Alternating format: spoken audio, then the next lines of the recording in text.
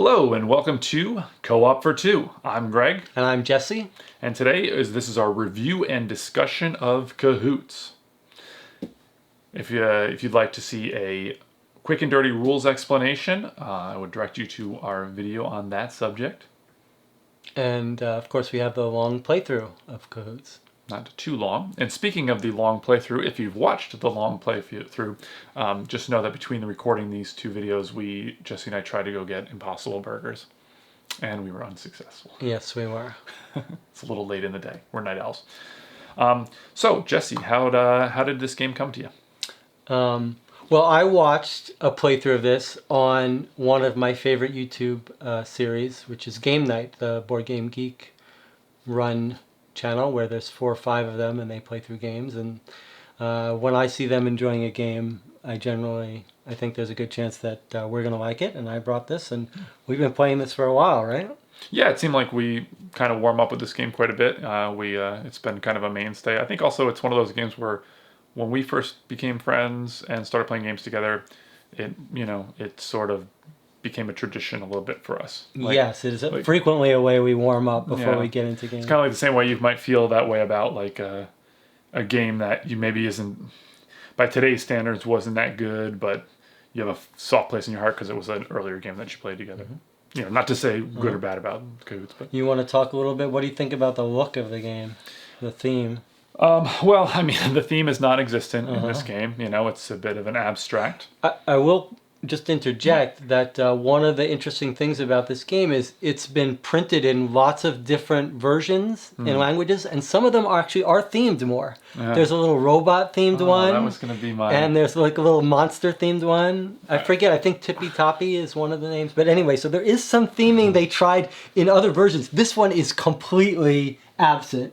Yeah, no theme at all. I was gonna add, that's funny that you said that, because that was gonna be one of my little questions for you, which was gonna be, how do you think that you could give this game a theme and it would make it like it would just be good? Would it be anything, or would it help the game? Or it does make it, the idea of theming it as like a robot theme who's trying to achieve certain tasks and goals might make some sense. Yeah. Is there anything that you like, man, it'd be great to see that kind of a theme? I don't know. I'm trying to remember the pictures.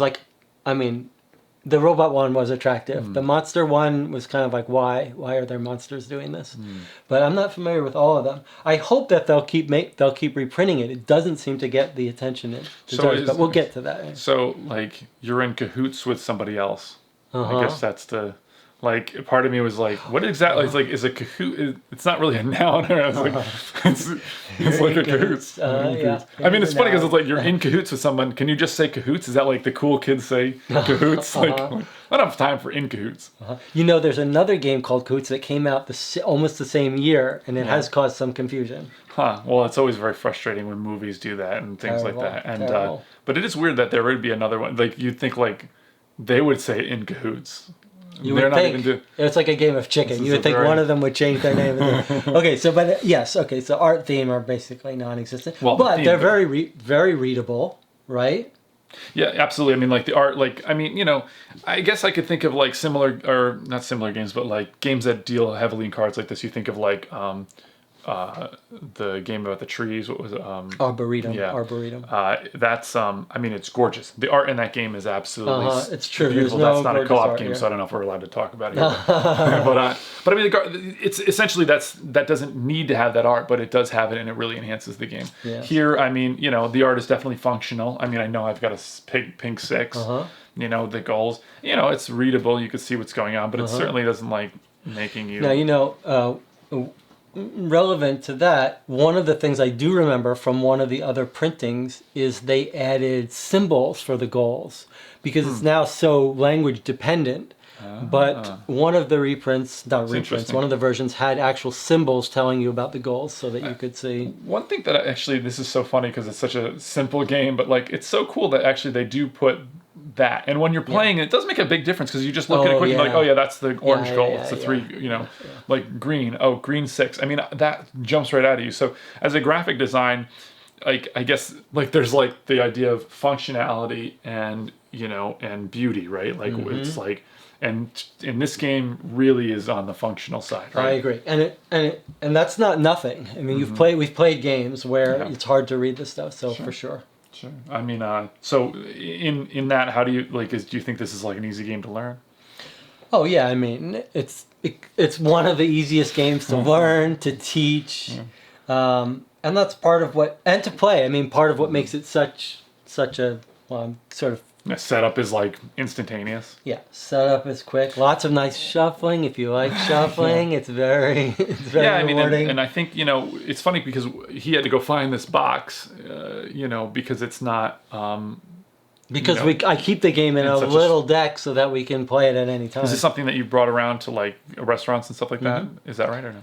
Yeah, I mean, maybe we'll talk later about player count, but as a 2-player game, it's great. Have you brought it to dinner with your wife or anything like that? Yes, we've played it in restaurants. It's nice to have stuff that'll fit in basically. I think you have it in that deck box, which is kind of a cool thing. Yeah.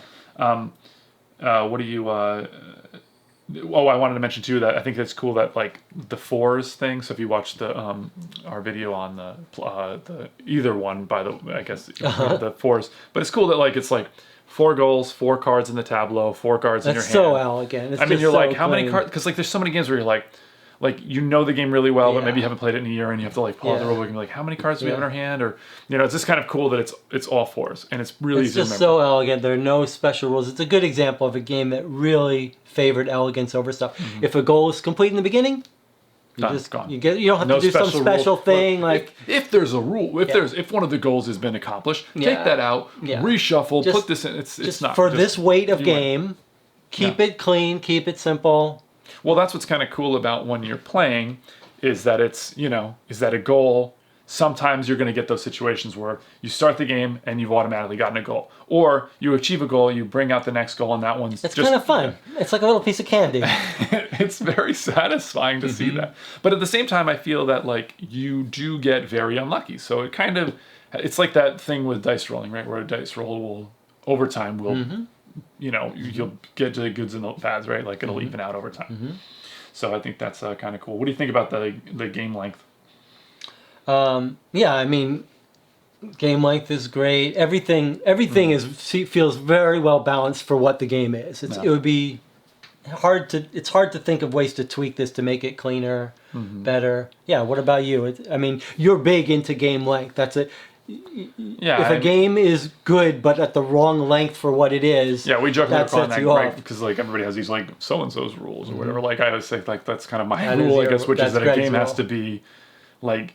If it's very simple or has very few choices, if it's a short game, then it's compelling. Yeah. Or if it's a long game, same thing. If this game were 2 hours long, I would throw it out the window. Yeah, agreed. So I think it definitely is. But I mean, mainly, it's the cool icebreaker nature of it, right? Is to bring it out and warm up with it. Yeah, I mean, you want to talk about the gameplay a little bit about? I mean, what you just mentioned is the thing that you and I, what makes it so perfect for us as a warm-up game. I mean, it's completely, like, it's funny to see, like, it's an icebreaker. It's a warm-up game.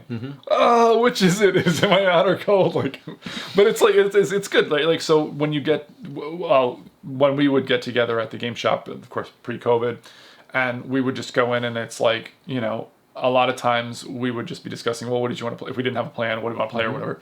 Or what did you do over the weekend, whatever. Yeah, and then Jesse would kind of pull out you'd be shuffling the cards, and kind of getting things ready. And I didn't say, like, let's play, but it's just sort of like, then you kind of have a discussion or whatever. Yeah, and it's got another way to describe this, and some games fall into this category, is it's a lot... Half of it is an activity, right? Even when the decisions aren't like super, you're not. This isn't a brain burny game.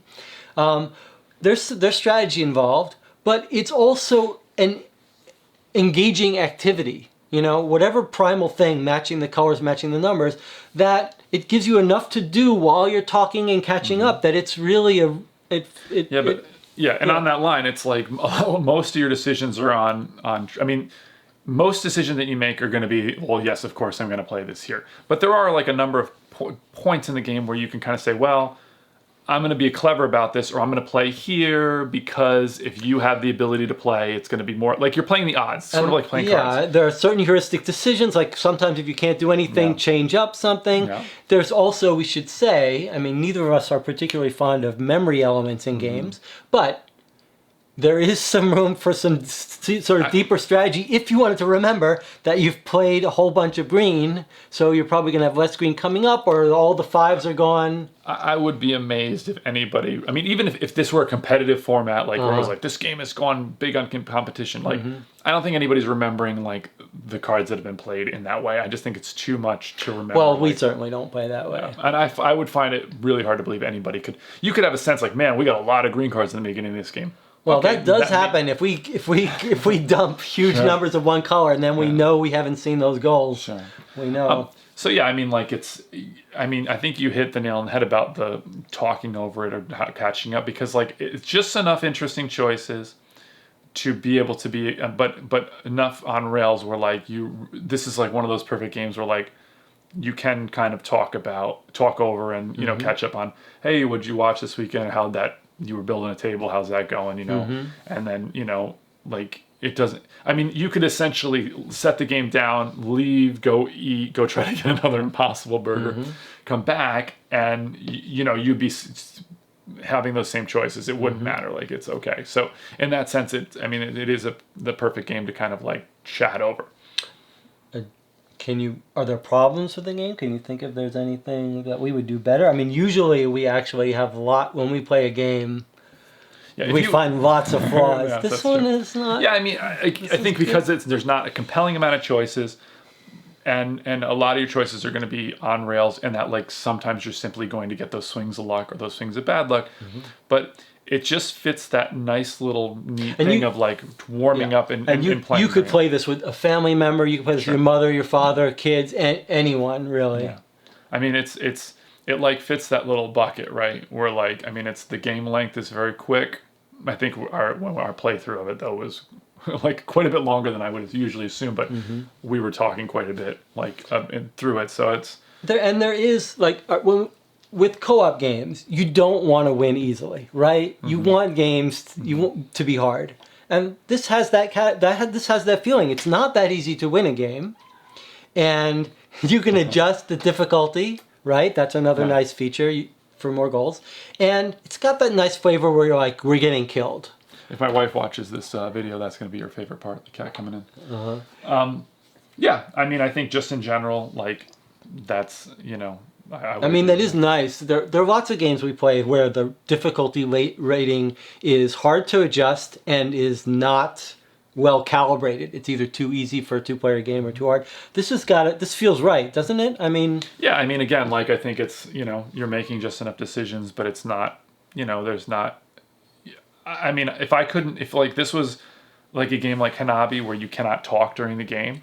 Yeah, like I would probably never want to play this game, but because it's like you're making choices, it's kind of like reminds me of like if you're like kind of playing a video game with a friend or something on the same couch, and you're kind of talking about your day or whatever while you're running around and smashing X and hitting people or something. It's kind of reminds me of that a little bit. That might be a good segue. By the way, yeah, that might be a good segue to talk a little bit about the goals and the controversy. Oh yeah. I forgot to put that down, but that's perfect. Yeah. So Jesse, there's two elements to that. One is there's a little bit of, you wouldn't call it controversy, but there's a little bit of fuzziness in terms of one particular goal card. Here it is. Right here.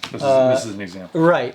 So can you find one that says the sum? Okay. Yeah. So this one says purple is half as much as green, and then this one says the sum of pink cards is 10. The alternate ones are also questionable too.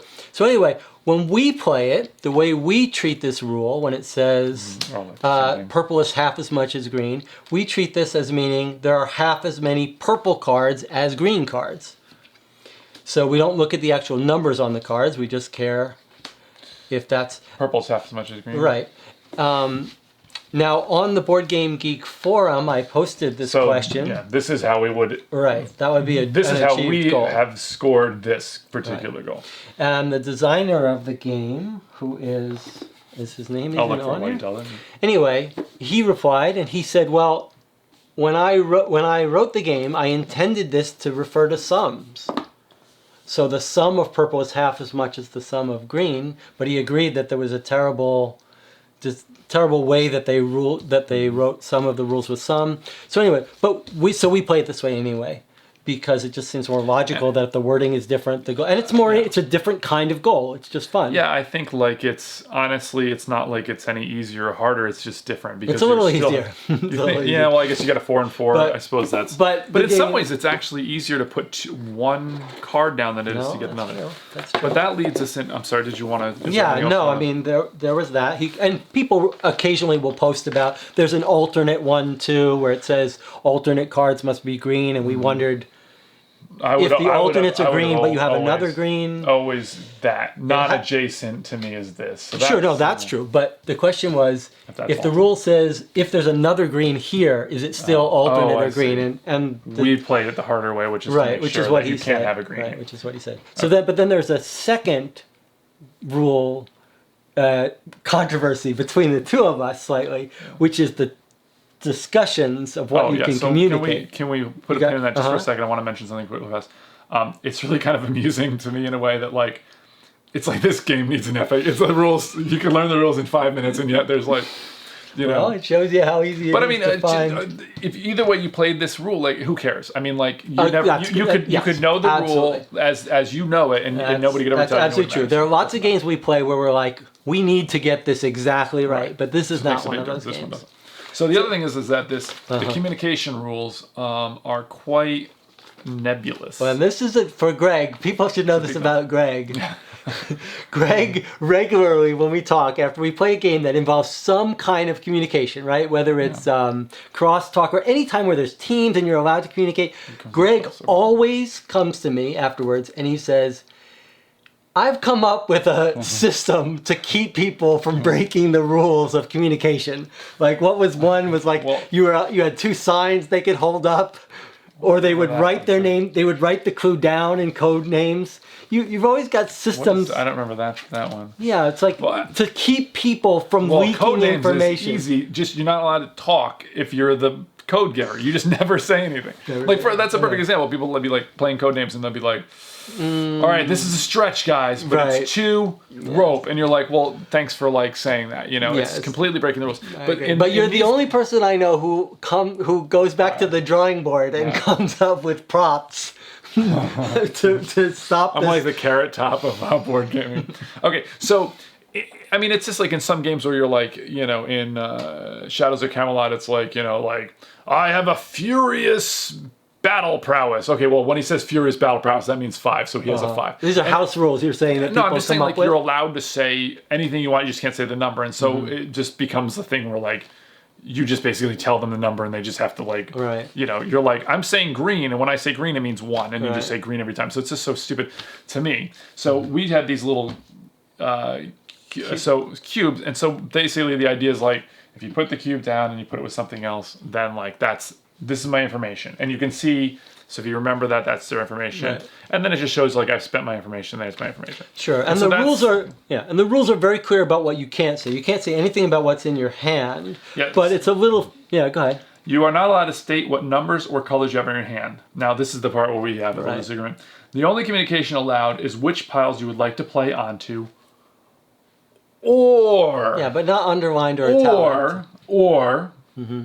Or which gold cards you think your team should go for next. Right, and then it gives some examples that don't really match with that. It says, don't play on that pile. I can help with this goal, and I've got a good card for this pile. Right. So if you could give as much... It doesn't tell you... So wait, let me just... What it doesn't say is when you can say this. Can you say this on your turn, someone else's turn? It doesn't say how many of these times you could say it. So there's a little bit of... Well, and that's when we were joking around off camera, is like Jesse said, like, well, it doesn't matter. You can say multiple pieces of information. I'm like, you could say everything in the world until you'd eliminate it all, but the actual, like, there's got to be some cap on the amount of information. So this is, I mean, but the fact is, like, this is like a very light game, right? Yeah, it's and we pick our own rules. Yeah, I mean, I think for me, like, I felt like it's been challenging enough and enjoyable enough just to Well, we have our own little way of doing it, which is And like, you could use you could change that to anything, right? Yeah. And it would still be just as fun. yeah, we just give ourselves 2 cubes, which I think is invaluable in any game, is to have cubes in your We color, always have traditional cubes, color. yeah. And then I put one on the goal that I want to say I can help with, and one on the pile, and that's how we do it. And we only do it on our turn. So usually, like, we draw up, which Jesse oftentimes forgets, and then People didn't see all the outtakes where you didn't draw, but so, yes. So we put you draw up and then see what you've got, and then kind of look, and then put a cube on each, and that seems to have served us very well, and to through the times that we played it. So Would you like to? You sum got up, some? or- Yeah, you have some. You want to give your final thoughts? So, well, summing up with the game, sure. I like to. To me, I mean, we've said it kind of over and over here or whatever, but it's a great. It's not entire like. It's a good game. It doesn't have any glaring faults or errors or whatever, but like it's a good game to warm up with, to talk over, which has a place, right? But it's not offering you like super compelling decision making, or that area of strategic thought, or that theme like transporting you, giving you that escapism. It doesn't have any of those things, but it's a perfect for that bucket for me. What would you rate it? I mean, I guess I would rate it a 7, which I think In the 7 out of 10. category. I mean, in general, I think I would give it a 7. What about you? How would you sum up? Is there something you would disagree with me? I mean, I guess I would. I might have a higher opinion of it than you, just in terms of. That's a 7 is a good opinion. Oh yeah, 7 is great. But I mean, I would say like, it's a really good game. I like to have different games for different occasions, for different groups, and for me, this is like the star game if you want a really quick casual game with someone and to warm up. It's hard for me to think of another game that is as enjoyable an activity to play through with some real questions and strategic decisions while you're talking and warming up. So for me, this is sort of an essential game for its little niche. Yeah, I mean, that's the kind of the thing about numerically rating something, is like, I just think like, well, sure. is this game on its own? I mean, it's tough to just give it. So I think that's a very positive number. Yeah. But I mean, like, it's not, but it does its Sure. job well, what it's trying to do. I mean, I think on BGG I have this rated at 10. Really? Yeah, because for what it is, to me, it's a 10. Wow. Yeah, For this kind of game, for Well, a filler, it's hard for me to think of a better filler, and it is really an excellent game. What I mean, is there any, like, what kind of games would you make a comparison to if somebody liked this, or if they? Yeah, I mean, I think in this sort of activity that you can do, that's an enjoyable activity with some thinking. There are a couple of games that I would recommend to people who like this or who think they might like this. One is Team Play, which is not a cooperative game, but it's a team-based, so you are sort of cooperating with your partner. And Team Play was also covered by the Game Night YouTube series, by the way. And that is a phenomenal game. It has a very similar feel where you've got goals that you're trying to achieve and cards. Yeah, there's a lot of like similarities there, and they're both. I think.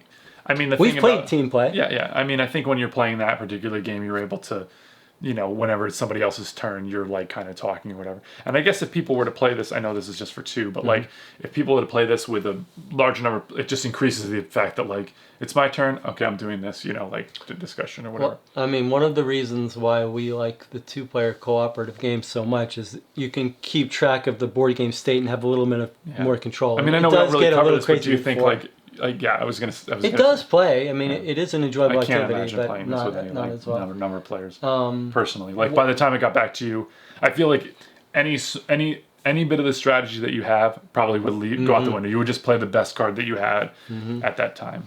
What was the other game? You were gonna. Yeah. So the other game that is similar and is totally ramped up in terms of complexity that we tried was Spy Club.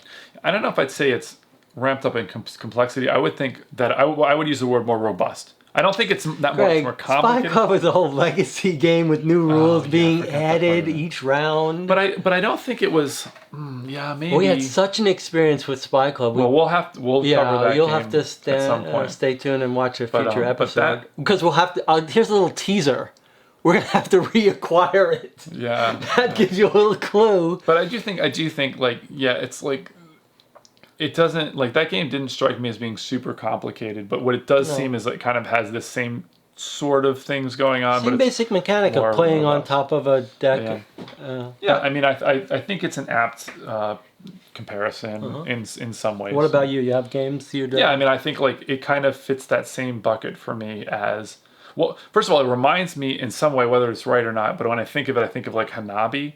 But Hanabi is like almost a complete antithesis to this because Hanabi, you're not talking at all. No. You know, you are, and first of all, Hanabi is extremely strategic, and Hanabi's like very quiet, and you have to really, you know, think about everything. Where this game, you're kind of talking, but for some reason, it makes me think of it in terms of its components and like how many components it has, and this like I don't know, something about it like makes me think it's similar, but it's all has a lot of glaring like it's a completely different game. So yeah, I would agree. And so I mean, it's weird to think like, oh, it makes me think of Hanabi, but in like a lot of ways, it's cool. It's like completely a different game than Hanabi.